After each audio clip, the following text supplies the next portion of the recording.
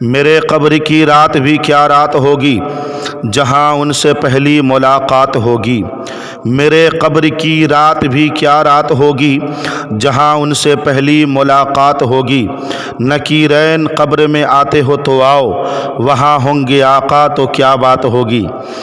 نبی آخر الزماں شافع محشر صلی اللہ علیہ وسلم کی بارگاہ میں باواز بلند درود پاک پڑھ لیجئے۔ اللہم صلی علی سیدنا شفیعنا حبیبنا بارک وسلم، صلاۃ و سلاما علیک یا رسول اللہ صلی اللہ تعالی علیہ وآلہ وسلم۔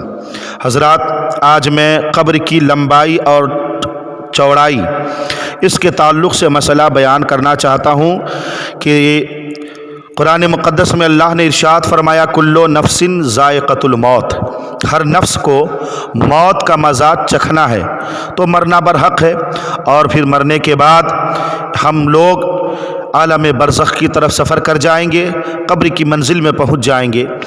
تو قبر مومن کا ایک حصہ ہے، مومن کو قبر میں جانا ہے، لہٰذا قبر کی لمبائی اور چوڑائی کتنی ہونی چاہیے اس کے تعلق سے تو قبر کی لمبائی کے بارے میں مسئلہ یہ ہے کہ میت کے قد کے برابر ہو۔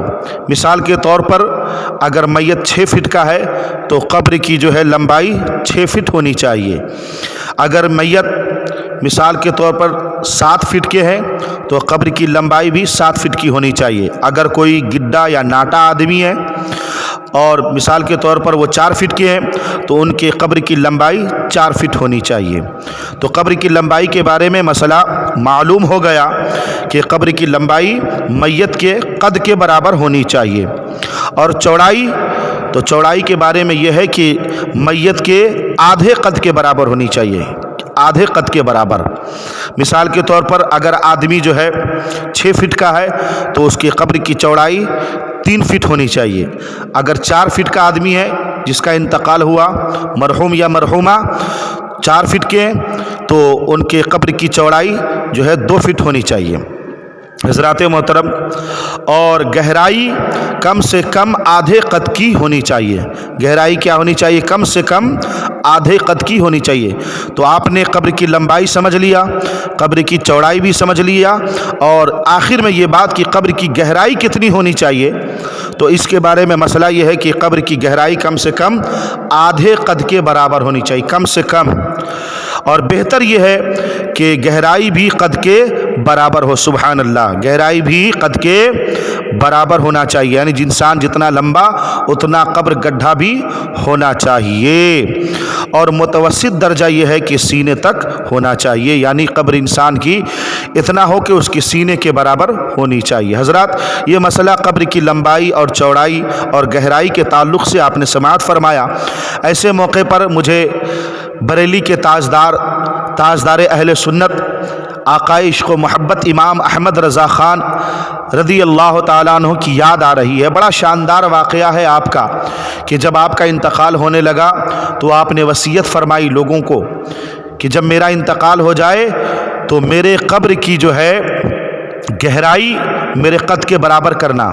لوگوں نے پوچھا حضور اتنی گہری قبر، وجہ کیا ہے؟ تو سرکار اعلیٰ حضرت امام احمد رضا خان ارشاد فرماتے ہیں کہ میرے قبر کی گہرائی میرے قد کے برابر ہونی چاہیے، اس لیے کہ میں نے سنا ہے کہ قبر میں آقا تشریف لاتے ہیں۔ سبحان اللہ، قبر میں آقا تشریف لاتے ہیں۔ حضرات محترم، اور جب آقا قبر میں تشریف لائیں گے تو غلام بیٹھا رہے، یہ مجھے منظور نہیں ہے، لہٰذا اے میرے غلاموں، میرے مریدوں، میرے گھر والوں، جب میرا انتقال ہو جائے تو میرے قبر کی گہرائی جو ہے وہ میرے قد کے برابر ہوں، تاکہ جب آقا صلی اللہ علیہ وسلم تشریف لائیں تو ہم ان کی بارگاہ میں مصطفیٰ جان رحمت کا سلام پڑھ سکیں۔ سبحان اللہ، کعبے کے بدر الدجا سلام پڑھ سکیں، ان کی بارگاہ میں کھڑے ہو کر الصلاۃ والسلام علیک یا رسول اللہ کی صدا بلند کر سکیں، کھڑے ہو جائیں سرکار کی بارگاہ میں۔ اور ظاہر سی بات ہے یہ ادب ہے، یہ محبت ہے، اور ہونا بھی چاہیے۔ دیکھا ہوگا آپ نے کہ جب دنیا میں ہمارا کوئی باپ یا ہمارے استاذ یا ہمارے بڑے آتے ہیں تو لوگ ان کے استقبال کے لیے کھڑے ہو جاتے ہیں، تو گویا سرکار اعلیٰ حضرت نے یہ پوری دنیا کو پیغام دیا، اے لوگو، جب دنیا کے ان بڑوں کا مقام یہ ہے کہ جب وہ آتے ہیں تو ہم کھڑے ہو جاتے ہیں، تو پھر سید الانبیاء صلی اللہ علیہ وسلم کا مقام کتنا بلند و بالا ہونا چاہیے۔ لہٰذا سرکار جب قبر میں تشریف لائیں گے میں بیٹھا رہوں یہ مجھے منظور نہیں ہے۔ سبحان اللہ سبحان اللہ۔ حضرات محترم، چلتے چلتے ایک بات میں اور آپ کو عرض کر دوں کہ قبر دو طرح کی ہوتی ہے۔ قبر دو طرح کی ہوتی ہے، ایک قبر جو ہے وہ کیا کہتے ہیں بغلی قبر ہوتی ہے، اور ایک بغلی قبر نہیں ہوتی، صندوق والی قبر ہوتی ہے۔